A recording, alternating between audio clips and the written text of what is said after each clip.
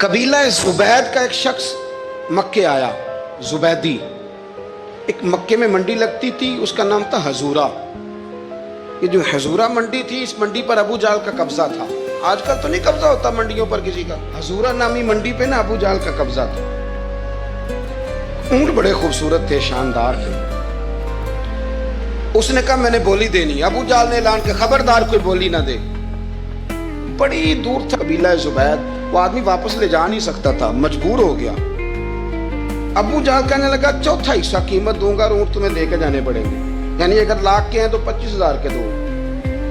بندہ بڑا پریشان ہوا، چودھریوں سے بات کی تو کہنے لگے بدماش بڑا ہے، ہم شریف لوگ ہیں، شریف اور بزدل میں، بزدلی کو شرافت کا نام نہ دو، پکی بات کر رہا ہوں، شریف اور بزدل میں شریف ضرور بنو پر بزدل نہ بنو۔ جی ہم جی شریف لوگ ہیں جی، وہ کیا مطلب؟ کوئی پاس نہ آیا، وہ بیچارہ نہ کونے میں بیٹھ کے رونے لگ گیا، کہنے لگا میں کدھر جاؤں یارو، میں واپس بھی نہیں لے جا سکتا، اور چوتھے حصے میں دے کیسے جاؤں، اتنا نقصان۔ وہ رو رہا تھا تو کہیں حضرت زید بن ارقم نے سن لیا۔ آپ فرمانے لگے کیوں روتا ہے؟ کہنے لگا یار میں نے تو اہل عرب کی تعریف سنی تھی، میرے ساتھ کھڑا ہی کوئی نہیں ہوتا۔ تو آپ فرمانے لگے تو نے عربی دیکھا ہی کب ہے؟ اگر کائنات کا حسین و جمیل عربی دیکھنا ہے تو جا حرم مکہ میں بیٹھا ہے، مکھ چند بدر شاشانی ہے تے متھے چمک دی لاٹ نورانی، کالی زلف تے اکھ مستانی، مخمور اکھی ہیں مد بریاں سبحان اللہ، ما اجمل کا ما احسن کا ما اکمل، کتھے مہر علی تے کتھے تیری ثنا، مشتاق اکھی کتھے جا لڑ۔ تو نے دیکھا کب ہے؟ اگر عربی دیکھنا ہے نا تو وہ بیٹھا ہے، جا کے حرم میں ٹیک لگائے، مظلوموں کے والی، غریبوں کے ماوا، رسول رحمت، ایک سادی سی چادر اوڑے حضور بیٹھے تھے۔ وہ زبیدی کہتے میں آیا، نبی کریم کو بات سنائی، حضور فرمانے لگے این الجمل کا، او کدھر ہے تیرے اونٹ؟ عرض کی حضور وہ وہاں ہیں۔ فرمایا چلنا۔ حضور کوئی بولی نہیں لگا رہا، کوئی خرید نہیں رہا، ابو جہل گھنٹا پڑا، اس کے ڈر سے سہم گئے۔ حضور فرمانے لگے چلنا، میں بولی لگاتا ہوں۔ اور دیکھو نرخ بازار محبت کا انوکھا ہو گیا، خود خریداروں شامل آ کے مولا ہو گیا۔ نبی کریم نے حضرت سعد بن ابی وقاص کو بلایا، حضرت عمر کو، حضرت ابو بکر کو، مدد کے لیے نہیں۔ حضور فرمانے لگے میری جیب میں پیسے تھوڑے ہیں، ظاہری طور پہ تھوڑے ہیں، ورنہ تو کائنات کے خزانوں کی کنجیاں حضور کے پاس، تھوڑے تھوڑے پیسے تو وہ بھی بولی دینی ہے۔ سب سے پیسے لیے میں چلو بولی لگانے چلے۔ حضور آئے، اللہ اکبر، یہ میرے رسول کا طریقہ ہے، آؤ ذرا تھوڑی دیر کے لیے سوچیں۔ ابو جہل بیٹھا ہے بڑی مسند پہ، قربان جاؤں مدینے والے حبیب۔ وہ زبیدی کہتا اس کے کپڑے مہنگے تھے، حضور کے سادے تھے، اس نے بڑی پگڑی باندھی تھی، حضور کی سادی تھی۔ کہتے ہیں وہ آنکھیں اٹھا کے بات کرتا، مدینے والے نبی آنکھیں جھکا کے بات کرتے۔ وہ بولتا جاتا، حضور تھوڑے تھوڑے سادے سادے ٹھہر ٹھہر کے جملے بولتے۔ کہتے ہیں نبی کریم علیہ السلام اس کے ساتھ آ کے حضور بیٹھ گئے اور فرماتے ہیں میرے رسول کریم نے اپنا جبہ سیدھا کیا، پگڑی کو حضور نے سیدھا کیا اور فرمایا چل لگا بھائی بولی۔ ایک اس نے لفظ بولے، پھر حضرت ابو بکر نے بولی دی، پھر حضرت عمر نے دی، پھر سعد بن ابی وقاص نے دی، پھر زید بن ارقم نے دی، پھر رسول کریم نے دی۔ وہ کہتا ہے جتنے میں بیچنا چاہتا تھا نبی پاک نے ڈبل میں میرے اونٹ خریدے، ڈبل میں اونٹ خریدے میرے رسول۔ سلام اس پر کہ جس نے دشمنوں کو بھی قبائیں دی، سلام اس پر کہ جس نے گالیاں سن کر دعائیں دی۔ اور میرے اعلیٰ حضرت کہنے لگے جاؤ جا کے اعلان کر دو، غم زدوں کو رضا مجدہ دیجئے کہ ہے بے کسوں کا سہارا ہمارا، بے کسوں کا سہارا، جاؤ غم زدوں کو رضا مجدہ دیجئے کہ ہے بے کسوں کا سہارا۔ رسول کریم صلی اللہ علیہ وسلم نے نا خریدا مال، اور حضور سید عالم وہاں سے نکلے، اور نکلتے وقت حضور فرمانے لگے ابو جہل تیری آج شکایت آئی ہے، آج کے بعد نہ آئے، مکہ سارا اس کے ساتھ ہے، حضور کی مخالفت ہو رہی ہے، 40 لوگ ہیں صرف کلمہ پڑھتے، اور دین کا کام دار ارقم میں قید ہو کے کرنا پڑتا ہے، لیکن جب ظالم کے خلاف نکلے ہیں تو پھر دار ارقم میں بند ہو کے نہیں، پھر میدان میں نکلے اور فرمایا آج کے بعد تیری شکایت نہ آئے۔ کہنے لگا جی بالکل نہیں آئے گی۔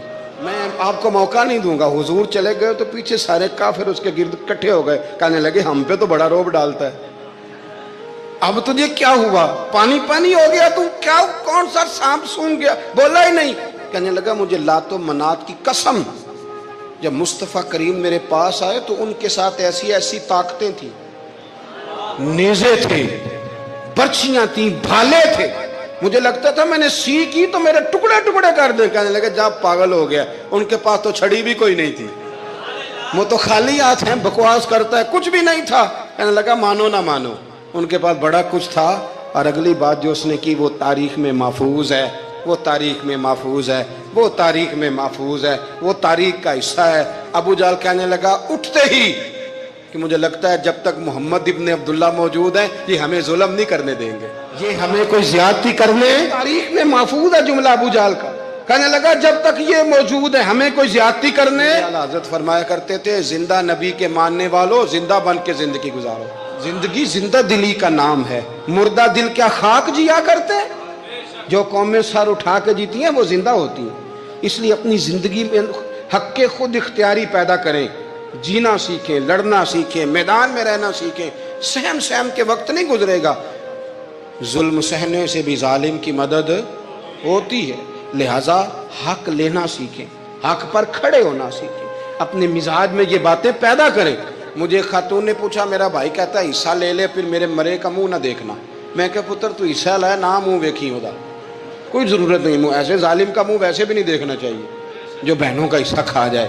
میں نے کہا تو منہ دیکھنے کی کوئی ضرورت, یہ کوئی بلیک میلنگ ہے. ابا کہتا ہے حصہ لے لو منہ نہ دیکھنا. میں کہا بالکل نہ ویکھی, تو بلکہ آنکھ میں ویکھنا بھی نہیں چاہتی, تو ادھر رکھ, اللہ رسول نے مقرر کیا میرا حصہ. کیا فلسفہ ہے ہمارا, جو بات غلط ہے اس پہ لوگوں کو بلیک میل کرتے ہو. جائز بات پہ ڈٹنا سیکھو. آپ جب ڈٹ جاتے ہیں نا تو پھر اللہ مدد کرتا ہے, پھر اللہ تتنزل علیہم الملائکہ, پھر اللہ فرشتے بھی نازل کرتا ہے. حضور نے فرمایا جو جان کی حفاظت کرتے مر گیا وہ بھی شہید, جو مال کی حفاظت کرتے مر گیا وہ بھی شہید, جو دین کی حفاظت کرتے مر گیا وہ بھی, جو خاندان کی, اپنے گھر کی, اپنے بچوں کی حفاظت کرتے مر گیا وہ بھی. اتنا بڑا درجہ حضور نے بیان کر دیا ہے.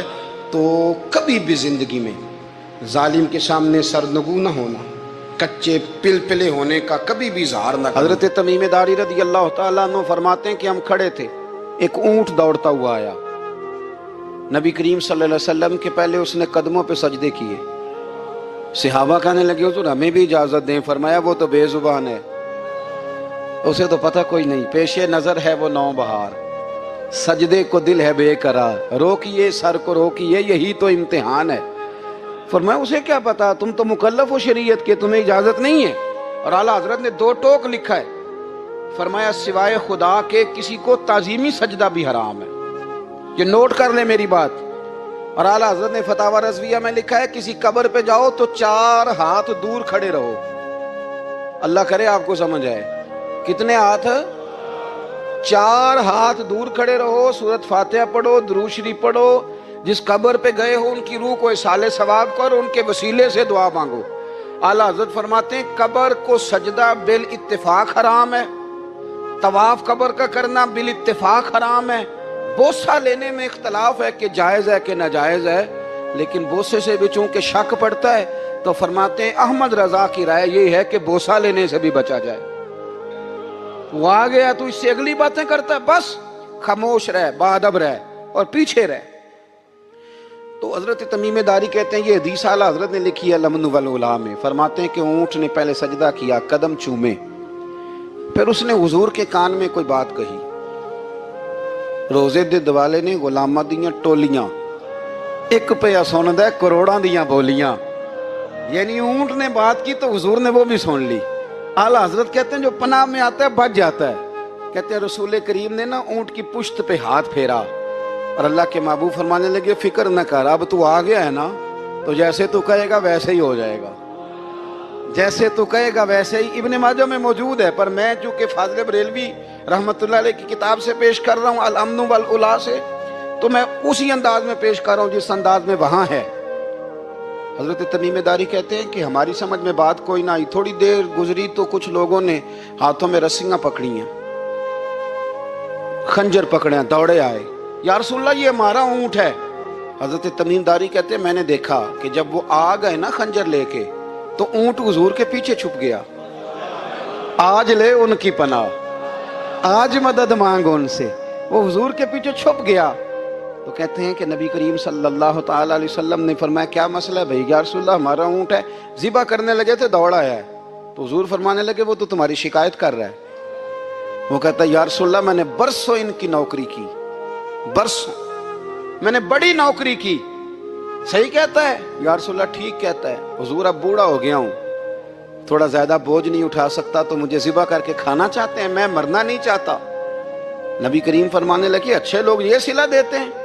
انہوں نے عرض کی حضور آپ حکم کر دیں, ہم اس کو چھوڑ دیتے ہیں یا رسول اللہ, نہیں ذبح کریں گے, خدمت کریں گے. حضور فرمانے لگے نہیں, اب میرے پاس آیا ہے نا, اب میں نے واپس نہیں کرنا. آج ہو گیا ہے, آج لے ان کی پناہ, آج مدد مانگ ان سے.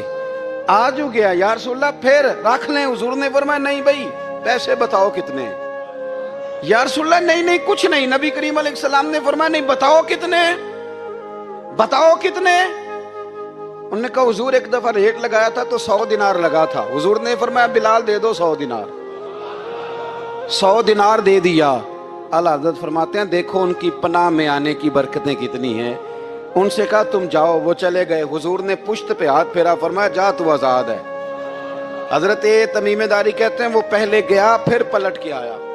اس نے نبی پاک کے کان میں کو بات کی, کئی باتیں کی, پر میں ایک بات کرتا ہوں, کئی باتیں کی, ایک بات کی تو حضور رو پڑے. اونٹ چلا گیا, ہم نے عرض کی حضور یہ کیا کہہ گیا ہے؟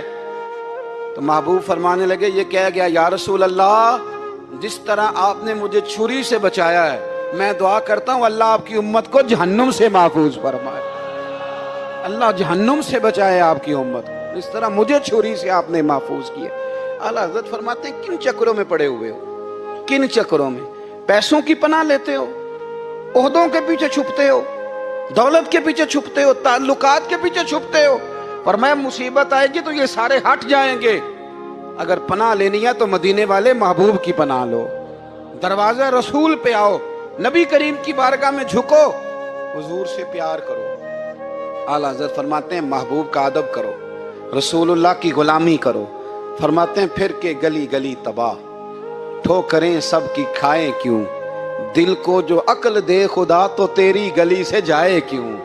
اور فرمانے لگے جان ہے عشق مصطفیٰ, روز فزوں کرے خدا, جس کو ہو درد کا مزہ وہ ناز دوا اٹھائے کیوں. جس کو ہو درد کا مزہ وہ ناز دوا اٹھائے کیوں.